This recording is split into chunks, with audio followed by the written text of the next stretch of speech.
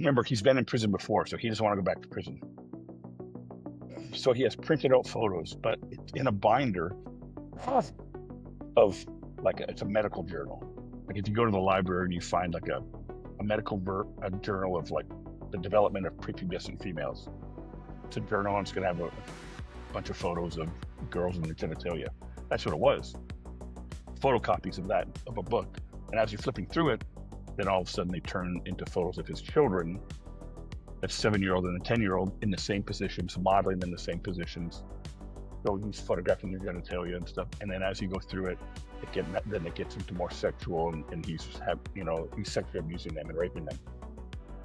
Because you can see one of the girls, and you can see a pillow, and it has like, it's not Donald Duck, but it's a duck, right? It's a cartoon duck on like a pink pillow.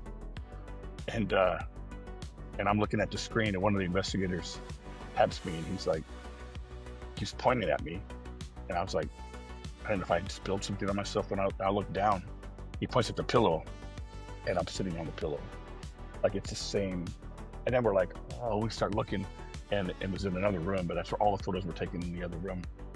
And so that's what he had done. Like he built that in case law enforcement came, right? This is a medical journal, and I'm documenting the prepubescent growth of my children. But then we found all of the photos and videos. And then obviously both of those kids were interviewed and disclosed, horrific things. He'd been raping them from a very young age and selling them to anybody that would come and take photos of them.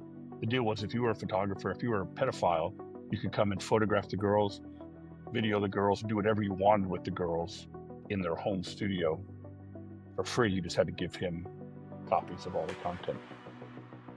God. Hey, because I saw him at the search warrant, right? And he's normal looking guy. And then I go back to court a year later. I have to testify as an expert in trial, and he comes in, and man, so he'd been in jail for a year. He looked like a fucking POW. I mean, he came in, and I was like, whoa. I was like, man, this has been a rough year for Tony. So we went to trial, and I think I was the second witness. I testified for about 2 hours, and then we took a break. And then once he realized that I had been talking to him as like 4 different people, and that we had that video and footage from the undercover thing at the mall, he changed his plea, and he still ended up getting like 50 or 60 years. He was like, yeah, this guy knows too much about me. Like, I didn't know that he was the guy